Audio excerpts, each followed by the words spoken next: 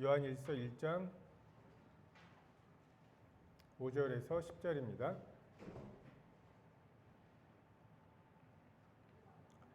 같이 읽겠습니다. 자, 5절입니다. 시작. 우리가 그에게서 듣고 너희에게 전하는 소식은 이것이니 곧 하나님은 빛이시라 그에게는 어둠이 조금도 없으시다는 것이니라. 만일 우리가 하나님과 사귐이 있다 하고 어둠에 행하면 거짓말을 하고 진리를 행하지 아니함이거니와 그가 빛 가운데 계신 것 같이 우리도 빛 가운데 행하면 우리가 서로 사귐이 있고 그 아들 예수의 피가 우리를 모든 죄에서 깨끗하게 하실 것이요 만일 우리가 죄가 없다고 말하면 스스로 속이고 또 진리가 우리 속에 있지 아니할 것이요 만일 우리가 우리 죄를 자백하면 그는 미쁘시고 의로우사 우리 죄를 사하시며 우리를 모든 불의에서 깨끗하게 하실 것이요 만일 우리가 범죄하지 아니하였다 하면 하나님을 거짓말하는 이로 만드는 것이니 또한 그의 말씀이 우리 속에 있지 아니하니라. 심리학의 대표 이론 중에 하나가 인지 부조화라는 그 이론이 있죠. 마땅한 바와 현실 사이에서 차이가 날 때 어찌하든 일을 하나로 만들려고 하는 그 자기 자아와의 어떤 싸움에 그리고 그것 때문에 생기는 스트레스가 있죠. 예를 들어서 술은 해로운 것이다 라고 하는 그 생각을 하고 있으면서 술을 먹어요. 그러면 이 두 가지의 차이 때문에 그 어쨌든 우리는 뭐 변명을 하든 우기든 이 두 가지의 이 차이를 극복을 해야 되거든요. 그래서 어떤 경우에는 행동을 바꾸죠. 술을 끊습니다. 또 인지를 바꾸죠. 생각을. 그래서 조금씩 마시는 건 괜찮아. 뭐 이런 식으로 자기 그 행동을 정당화하는 경우들이 있고요. 또는 적당량의 술은 신체에 긍정적이라고 하는 어떤 새로운 어떤 생각 이것으로 뭔가 자기의 행위를 그 스트레스를 해결하려고 하거나 또는 소주는 술이 아니야 뭐 이런 말도 안 되는 것으로 뭔가 이렇게 부정하는 너 왜 늦었어? 늦으면 안 돼요? 이렇게 하진 않아요. 늦은 것에 대해서 자기가 변명을 하죠. 그러니까 이게 이제 우리가 마땅히 늦지 말아야 되는데 늦은 것 요 사이에 대해서 해결하는 그런 방법입니다. 근데 우리 그리스도인도 저 그리스도인만큼 인지 부조화로 인해서 스트레스를 받는 사람들도 없죠. 죄를 알지도 못하시는 분의 의로움이 우리가 마땅히 도달해야 될, 마땅히 살아내야 될 삶의 모습이라고 우리가 배우고, 근데 우리의 매일의 삶에서는 그것과는 너무너무나 멀리 떨어져 있는 우리들의 현재의 죄의 삶, 이런 것을 보면서 이것을 어떻게 조화할 수 있을까? 그래서 인지부조화 이론에 따르면 행동을 바꾸면 되죠. 경건한 삶을 살면 됩니다.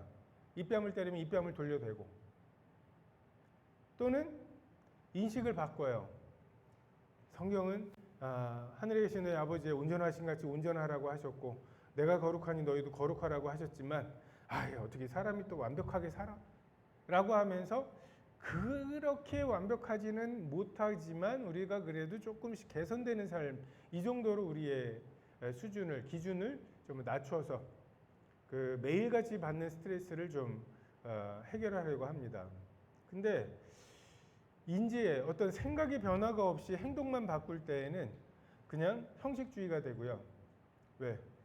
매일같이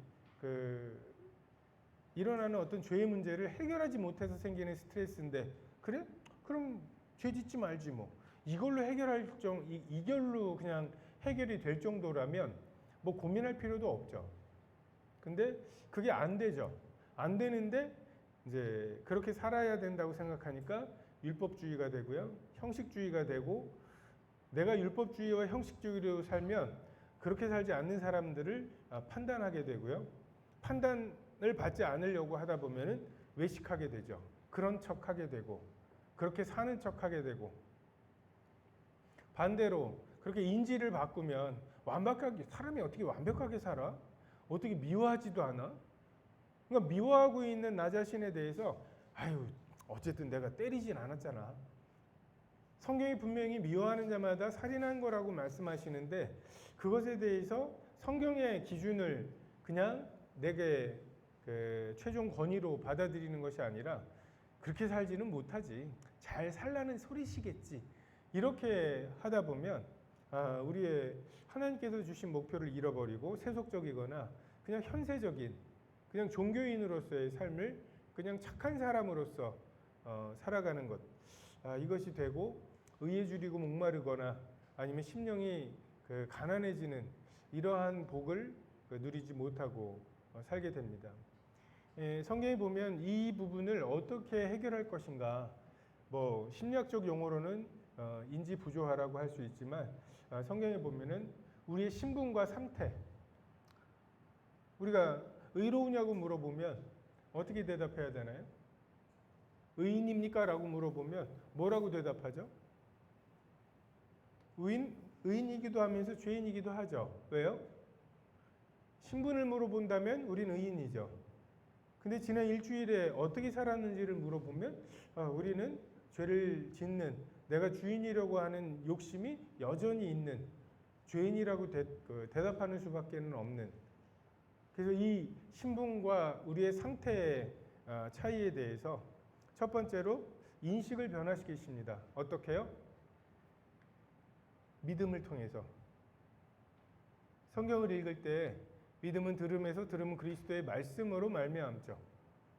그리스도의 말씀을 통해서 성령께서 우리 마음에 정말 우리가 혐오하던 그 십자가의 길을 가치 있는 길로 여기게 하시고, 그리고 우리가 정말 추구하던 육신의 정욕과 안목의 정욕과 이생의 자랑에 대해서 저 속에는 아버지의 사랑이 없구나 라고 하는 우리 마음에 새로운 믿음을 주셔서 우리의 생각을 변화시키시고, 또 행동의 변화는 어떻게 일어납니까? 훈련을 통해서 일어나죠.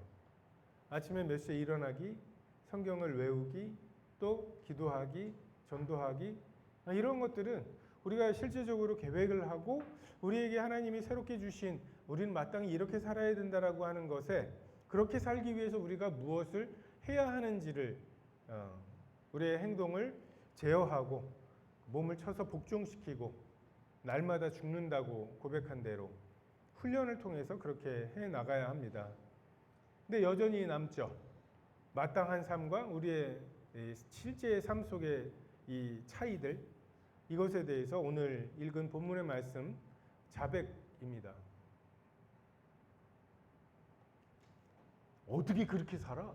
라고 그것으로 내 마음의 위안을 삼거나, 아니면 그렇게 살아야 되는 것에 대해서 내 마음의 변화도 없이 그냥 흉내만 내는 것이 아니라 하나님께서는 자백을 통한 믿음의 회복, 이것으로 한 걸음 한 걸음 나아가게 하시죠. 5절에 보면 우리가 그에게서 듣고 너희에게 전하는 소식은 이것이니 곧 하나님은 빛이시라, 그에게는 어둠이 조금도 없으시다는 것이라. 하나님이 빛이시다. 저는 이것을 물리학적으로 신뢰합니다. 그냥 하나님은 빛이시다. 하나님이 빛이시면 우리가 하나님에 대해서 궁금해하는 굉장히 많은 것들이 그냥 한 번에 해결이 돼요. 여기서 다 얘기할 건 아니에요. 걱정하지 마. 표정에 지금 막. 근데 우리가 음식을 먹잖아요. 근데 그 음식을 먹는 게, 우리가 이제 건전지를 이용해 가지고서 뭐 전기 기구를 작동을 시킵니다. 그러고 나서 이제 건전지가 다 끝나서 건전지를 빼도 어떻습니까? 건전지의 무게가 달라지는 건 아니죠. 마찬가지로 우리가 음식을 먹을 때 우리가 그 음식 자체를 먹는다기보다는 음식에서 빛에너지를 먹는 거예요. 그것들이 이렇게 연결되어 있다가 이렇게 나가잖아요. C랑 H랑 O랑 N이 우리 몸에 들어왔다가 그게 우리 몸에 차곡차곡 다 쌓이는 게 아니라 싹 빠져나가요. 우리는 에너지만, 빛 에너지만 먹는 거라고요. 미안합니다. 예. 근데 이게 우리 영적으로도 우리는 빛을 에너지로 삼고 살아가는 생명이죠. 예수님께서 이 땅에 사시면서 사마리아 여인을 만나러 가셨다가 제자들이 우리가 먹을 것을 얻어왔는데 다른 양식이 있으신가 했을 때 예수님께서 아버지의 뜻을 행하는 것이 나의 양식이라고 말씀하시죠.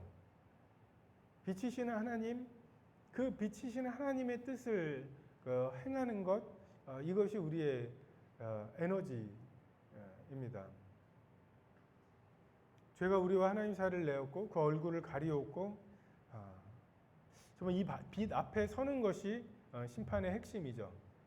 그리고 우리가 그 빛 앞에서 무엇인가, 정말 그 빛 앞에 나아갈 이유가 있는 사람인가, 아니면 그 빛이 부담스러운가, 이것이 우리의 심판의 핵심일 것입니다. 범죄한 것을 정당화하느라고 우리의 양심은 화인 맞았어요. 우리의 양심이 예민한 상태라면 정말 그 예민한 양심에 거리낄 만한 게 너무 많기 때문에 우리가 양심을 자꾸만 눌러왔죠. 불도장을 찍은 양심처럼, 정말 이 화상을 입은 양심처럼 우리의 양심이 더 이상 하나님에 대해서, 빛에 대해서 이야기하지 못하도록, 어두움이 전혀 없으신, 가까이 가지 못할 빛에 거하시는 그분 앞에 우리가 어떻게 두려움 없이 서게 될 수 있을까? 6절에 만일 우리가 하나님과 사귐이 있다 하고 어두움에 행하면 거짓말을 하고 진리를 행하지 아니함이라고 말씀하시죠. 우리가 창세기 3장 10절에 동산에 하나님이 거니시니까 아담과 하와가 나무 사이에 숨었죠. 내가 벗었으므로 두려워해 숨었나이다. 우리가 구원이라고 굉장히 거창하게 말하는 것들이 사실은 창세기 3장 10절 그 이전으로 돌이키시려는 하나님의 열심이시죠. 하나님이 오시면 우리가 그 소리를 듣고 하나님께로 기꺼이 나오게 되는, 하나님을 고대하게 만들고 하나님을 즐기게 만드는, 이것이 하나님께서 우리 마음에 일으키고자 하시는 것입니다. 그래서 우리가 하나님과 사귐이 있다라고 말할 때 우리에게 어떤 사귐이 있는 건가? 사람아 주께서 선한 것이 무엇임을 내게 보이셨나니 여호와께서 내게 구하시는 것은 정의를 행하며 인자를 사랑하며 겸손히 내 하나님과 함께 행하는 것이 아니냐. 하나님께서 우리에게 뭔가 대단한 걸 요구하신다고 생각을 하지만 하나님께서 우리에게 요구하시는 것은 겸손히 내 하나님과 함께 행하는 것, 동행하는 것. 영지주의자들은 자기들이 새로운 지식이 있고 그래서 하나님과의 사귐이 있다라고 주장을 했습니다. 근데 그들의 삶의 모습들을 보면 굉장히 방종했죠. 우리가 완전한 삶을 살아야 하나님과의 사귐이 있다라고 말하는 게 아니에요. 지금 완전한 삶을 살아야 된다라고 하는 것이라면 완전 성화주의이겠죠. 돼지와 양 둘 다 진창에 빠질 수가 있습니다. 근데 돼지는 그 진창이 좋아요.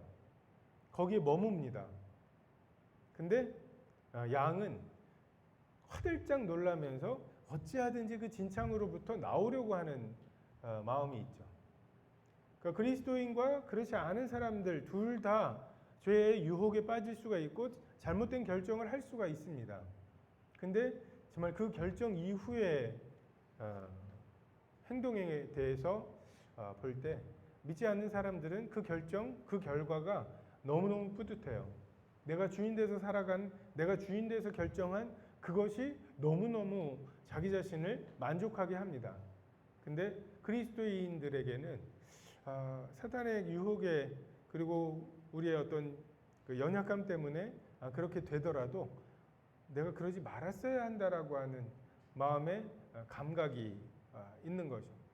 여러분, 이 본성의 변화가 구원의 핵심입니다. 거듭남이라고 할 때 우리가 정말 죄에 대해서 사단의 말을 믿고 사단으로 태어나서 사단의 자녀가 되었을 때 우리의 죄의 본성이 있었죠. 반드시 죽는다고 하신 말씀이 더 이상 두렵지 않고요. 그리고 하나님처럼 된다는 그 말이 믿어지고, 그래서 못 먹게 하셨다고 하는 하나님의 성품에 대한 사탄이 송사하는데 하나님이 어쩐지라고 생각되는, 이게 죄의 자녀일 때 우리가 맺었던 열매입니다.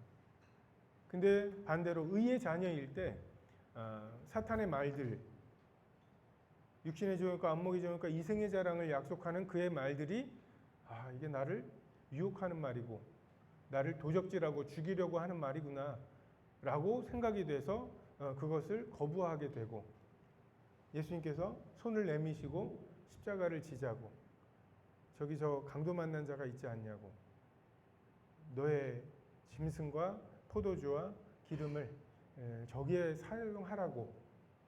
이건 제 의무가 아닌데요? 저 사람 나랑 아무 관계가 없는데요? 내가 이걸 그 사람을 위해서 사용해도 그 사람이 나에게 되갚을 수가 없는데요? 나에게는 굉장히 많은 그 사람을 지나쳐야 되는 이유들이 있음에도 불구하고 하나님께서 우리의 마음에 너에게 그런 마음이 있지 않냐, 마땅히 그래야 되지 않냐, 그러한 마음들을 주시는 것, 주님이 내게 말씀하실 수 있는 어떤 통로가 생긴 것, 이것이 우리가 구원받은 성령을 모시고 있는 삶의 가장 큰 변화입니다. 이 거한다라고 하는 어두움에 행하고 진리가 그 속에 있지 아니하는 이런 사람들은 7절에 빛 가운데 계신 것 같이 우리도 빛 가운데 행하면 우리가 서로 사귐이 있고 그 아들 예수의 피가 우리를 모든 죄에서 깨끗하게 하신다고. 빛 가운데에서 행하기, 무슨 뜻이죠? 빛은 빛과 어두움을 나누죠. 하나님과의 사귐의 원리는 빛 가운데에서 행하기입니다. 우리가 어둡기 때문에 하는, 용기가 생겨서 하는, 아무도 안 본다고 생각하기 때문에 하는, 사형에 해당하는 죄인데 아무도 안 본다고, 이것은 걸리지 않을 거라고 생각하기 때문에 하는 것들이 많죠. 만약에 그게 모든 사람이 보고 있다라고 생각되면, 누군가가 이것을 찍고 있다고 생각을 하면, 그리고 장차 이것이 모든 사람들 앞에 드러날 거라고 생각을 하면 하지 못할 것들이 있습니다. 빛 가운데에서 행하는 것, 이것이 사귐이 있는 거죠. 강도 만난 자에게 자비를 베푸는 것, 그것을 하기 위해서 내 생각을 버리고 나의 욕심을 버리고 내가 해왔던 경험을 버리고, 그리고 일어나는 두려움의 감정을 누르고 정말 아버지께 내 영혼을 의탁해야 하는 거고, 하나님을 묵상하고 그리고 그분을 알아가고, 어쨌든 이거 책임지세요, 부스럭 하면은 아직 따라오나? 이런 생각이 드는 이런 상황에서 나는 주님이 하라고 하셨으니까 그 빛 가운데에서 주님이 시키시는 일들을 하고 그것 때문에 고민하고, 우리가 주님의 뜻을 순종할 때 아무런 고민 없이 하겠습니까? 경험하잖아요. 하기는 하면서도 굉장히 많은 고민 속에서 그 일을 하잖아요. 밤이 새도록 그물을 던졌는데, 그래서 지금 지쳐 있는데, 그물 던지는 것에 대해서는 아무것도 알지 못하는 어떤 목수 아저씨가 깊은 데로 가서 그물을 던지라고 얘기를 해요. 저 사람이 우리보다 이 일에 대해서는 전문가가 아닌데 그걸 내리면서 군시렁군시렁. 근데 내가 말씀을 의지하여, 우리가 밤이 맞도록 수고하였지만 얻은 것이 없습니다. 하지만 말씀에 의지하여 그물을 내리리이다. 우리에게 고민이 있지만 그 고민 가운데 빛 가운데에서 행하기로 작정하면서 생기는 그런 고민 가운데에서 주님과의 사귐이 있는 거죠. 말씀에 예민해지는 거죠. 여기 보면 예수의 피가 모든 죄에서 깨끗하게 하신다고. 우리는 단번에 영원히 죄 사함을 받지 않았나요? 근데 또 예수의 피가 모든 죄에서 우리를 깨끗하게 하시는 것은 뭘까요?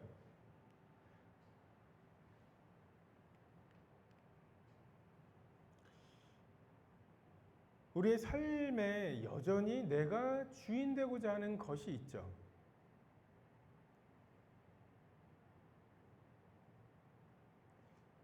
우리는 하나님의 일을 하는 동안, 이 고민을 하는 동안, 주님과 씨름하는 동안, 그리고 주님과의 사귀는 동안 우리의 죄가 드러나고 우리의 욕심과 아우 이거 아까운데 내가 여행 가려고 뭐 하는 건데, 정말 주님이 우리에게 하신 일들이 기준이 돼버리기 때문에 우리에게는 굉장히 많은 죄책감과 고민이 막 뒤섞이게 돼 있어요. 왜 나는 주님 앞에서 이거밖에 못할까라는 생각과 이것만 해도 잘한 거 아니야? 라고 하는 생각이 동시에 있고, 또 그냥 평소에 예배 시간에 아무런 그런 갈등이 없을 때에는 내 영혼을 아버지께 의탁합니다라는 주님의 말씀이 아무런 느낌이 없이 그냥 읽혔다면, 정말 이것까지 포기하는 것은 내 영혼을 아버지께 의탁해야만 포기할 수 있는 그런 지경에 도달했을 때, 내 인생의 어떤 큰 결정을 해야 되고 내가 가려고 하는 길과 전혀 다른 길로 인도하시는 것 같아 보일 때, 그때에 내 영혼을 아버지께 의탁합니다. 이 말씀의 맛이나 이 말씀의 의미는 그렇지 않을 때와는 전혀 다른 거죠.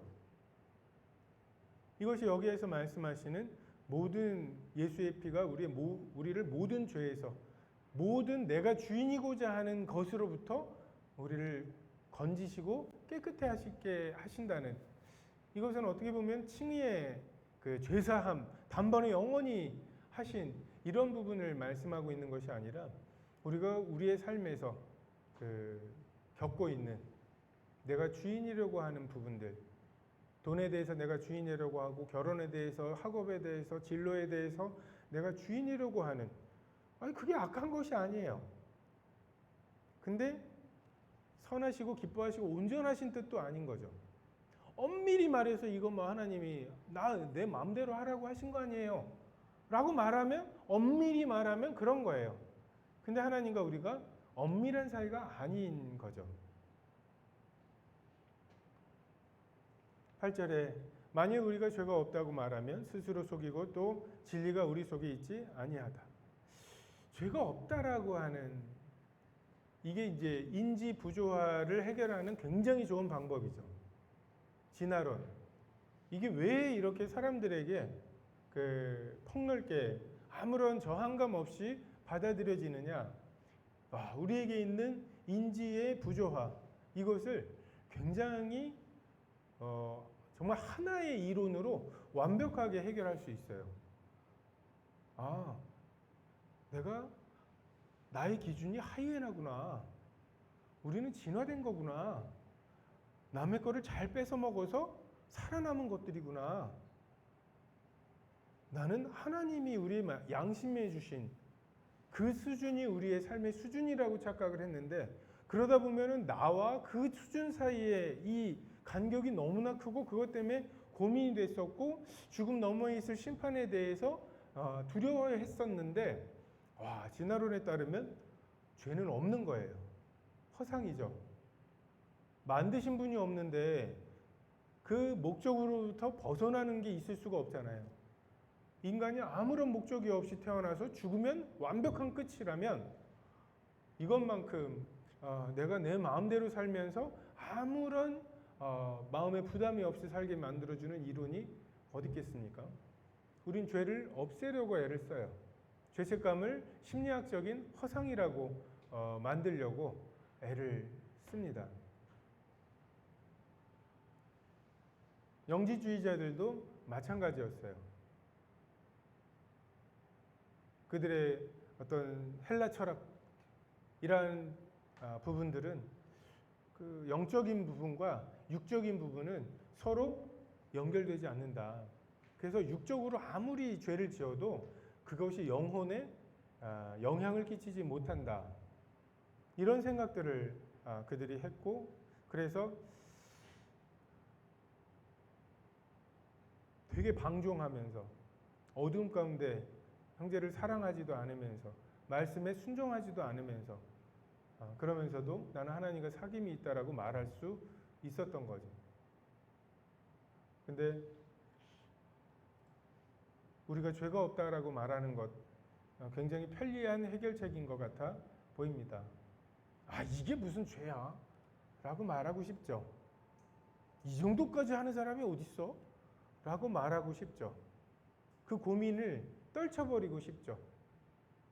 지금 이것을 죄라고 말하면 내일 또 죄라고 말해야 되거든요.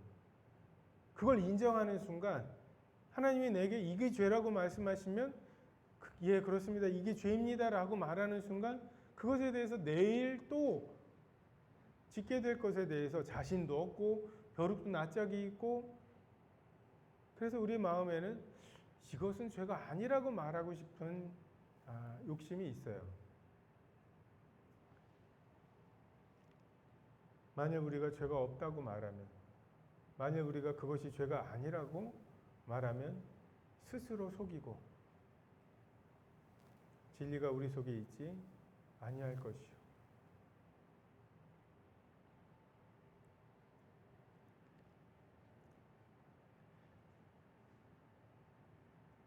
오늘 지은 죄가 내일도 내가 그것을 이길 자신이 없고 그 반복되는 잘못과 그것에 대한 자백으로 인해서 우리의 마음이 되게 흔들리고 그런 곳에 사탄이 자기의 생각들을 주죠.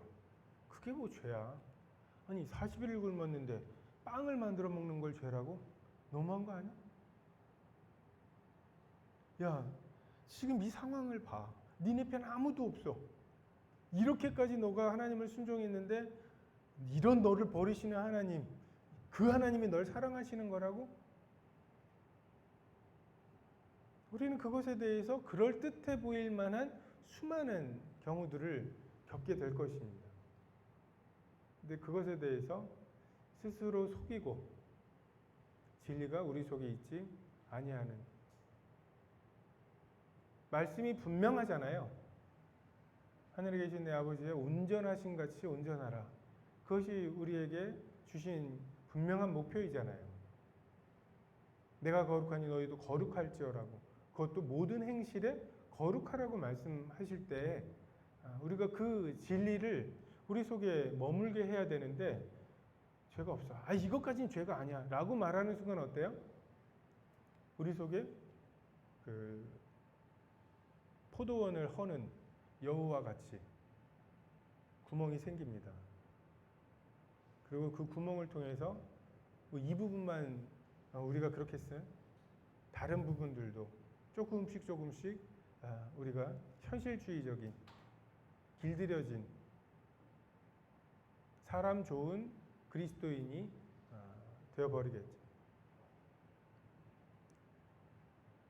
9절에 만일 우리가 우리 죄를 자백하면 저는 미쁘시고 의로우사 우리 죄를 사하시며 우리를 모든 불의에서 깨끗하게 하실 것이요. 자백, 호모로게오라고 했죠. 호모, 같다, 로게오, 말하다. 하나님께서 내 마음에 성경을 읽을 때 어떤 사람의 삶을, 그리고 어떤 사람의 지적을 통해서 이 다양한 방법으로 그것이 죄라고 말씀하실 때 그게 죄긴 해요. 하지만 말을 복잡하게 하지 말고 예, 그렇습니다. 그것이 죄입니다. 같은 말을 하는 것. 하나님께서 내게 마음에 비춰주시는 그 무언가에 대해서 내 말을 섞지 않고 예, 그렇습니다. 그것이 죄입니다. 라고 말하는 것이 성경에서 말씀하시는 자백입니다. 그렇게 자백하면 우리를 사하시는 하나님의 근거는 자백이 진실했느냐의 여부가 아니라 미쁘심과 의로우심이죠.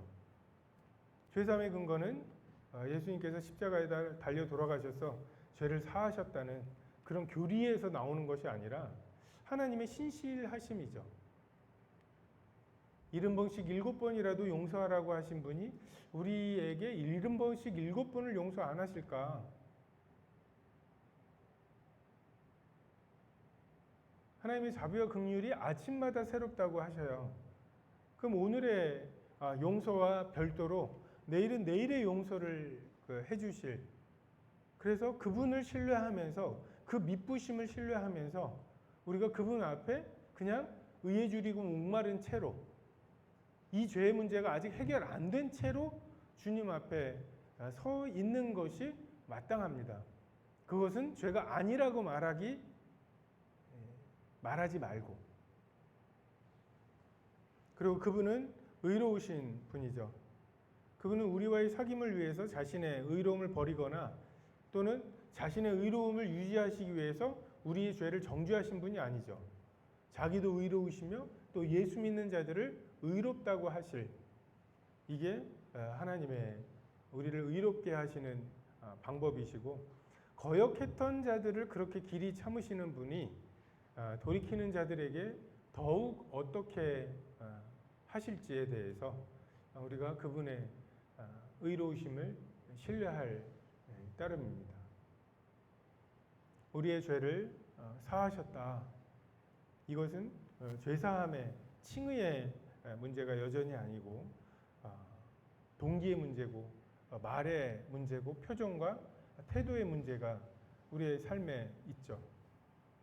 그런 것들에 대해서 주님께서 우리 죄를 드러내시고, 그리고 그 죄에 대해서 예 그렇습니다, 그것이 죄입니다라고 고백할 때 그 죄에 대해서 용서하시는, 마치 제자들의 발을 씻기시는, 베드로가 내 발은 씻기지 못하시겠습니다 라고 하니까 내가 나와 상관이 없다, 베드로가 이야기하죠.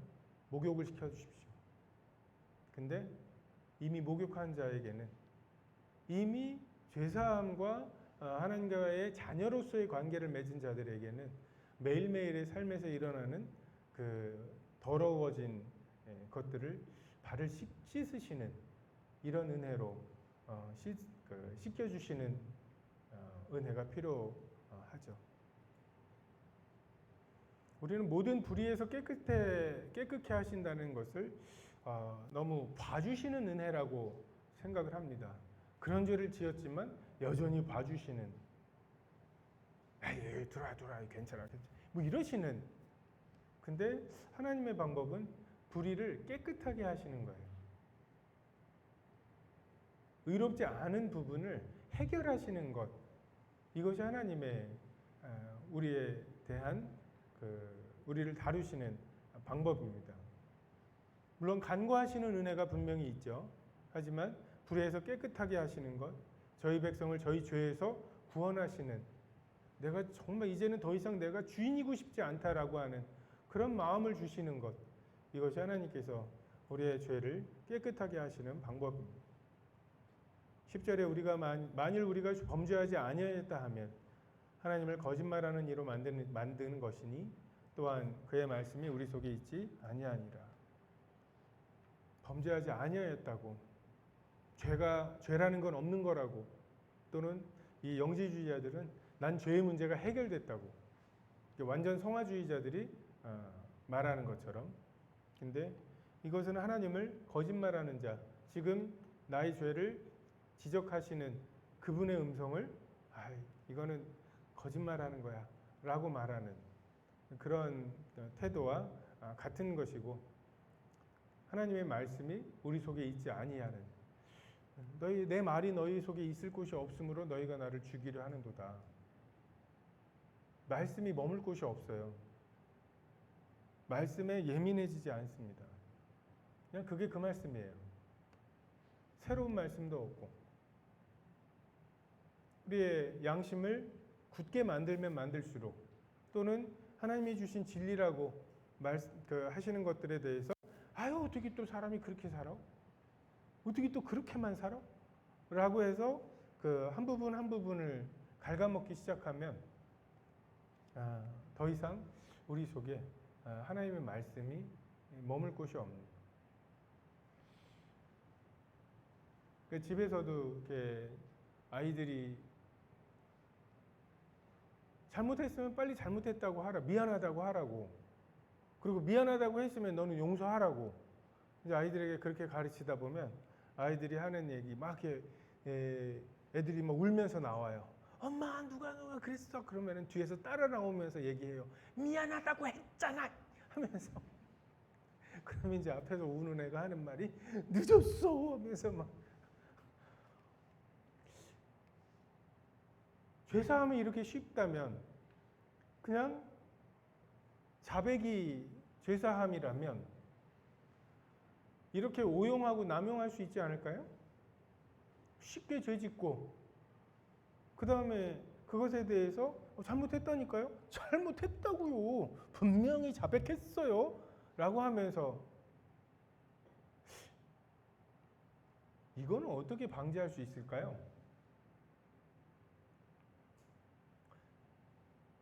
방지할 수 없습니다. 거듭나는 수밖에 없어요.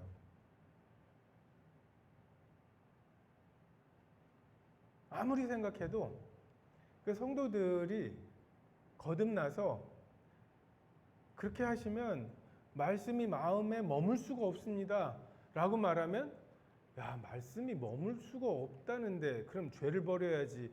이렇게 그냥 죄를 지어도 말씀이 머물 수 없는 정도면 그럼 되는 거예요? 어쨌든 자백은 했으니까요 하면서 이걸 이용해 먹으려고 하는 태도를 가진 사람들이 만약에 있다면 정말 죄를 짓고 그것에 자기를 정당화하고 그 정당화하는 것 때문에 그 내 마음에 심으신 진리들이 훼손이 되고 그래서 진리가 내 마음에 머물지 못하고 말씀이 내 마음에 머물지 못하고 이런 상황이 아무렇지도 않다면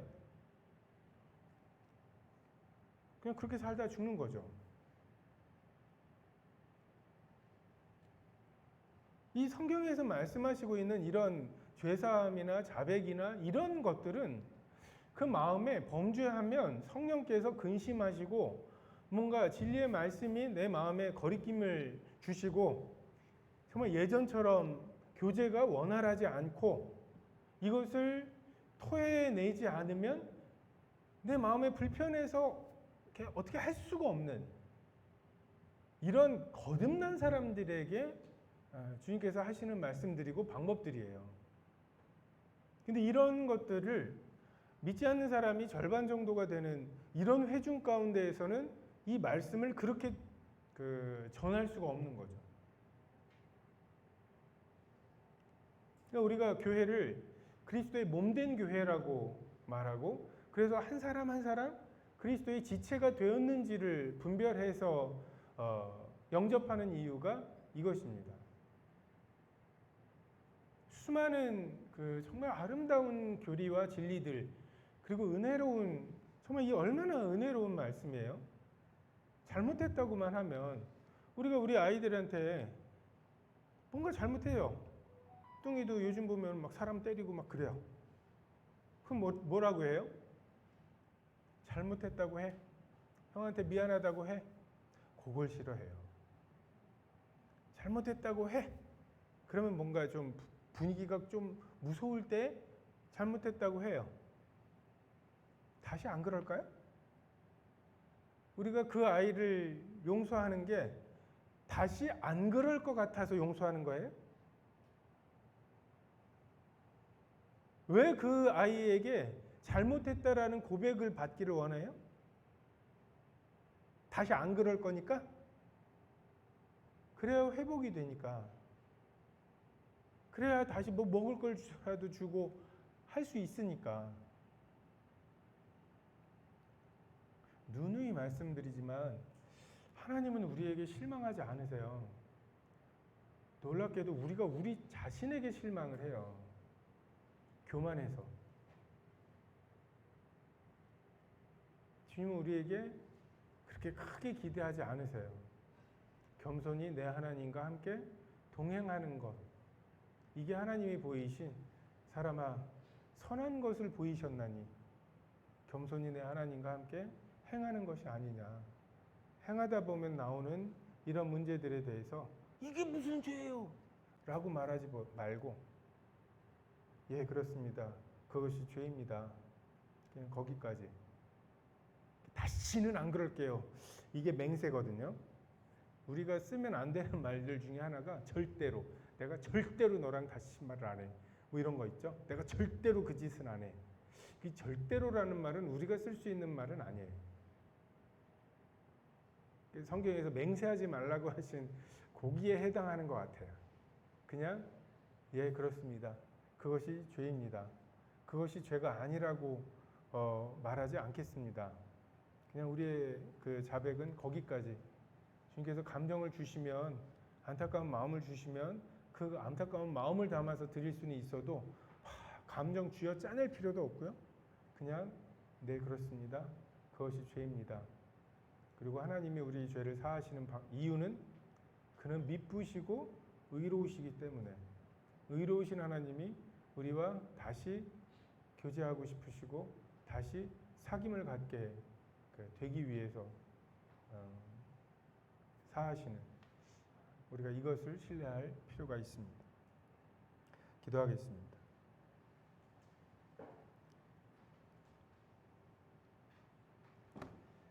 미쁘시고 의로우신 주님을 찬양합니다. 날마다 새로운 은혜와 자비와 긍휼이 있기에 제가 오늘 하루를 또 살았습니다. 저희 속에 선한 것이 있다고 말하는 사탄의 이야기에 더 이상 귀를 기울이지 않도록 정말 믿음으로 살아가게 해 주시고, 주께서 이미 이루신 일과 저희 가운데 하고 계신 일들을 신뢰하게 하시고, 좀 장차 하고자 하시겠다 말씀하신 그것을 이미 이루어진 것처럼 믿음으로 살아갈 수 있도록 도우시기를 기도합니다. 감사드리며 예수님의 이름으로 기도했습니다. 아멘.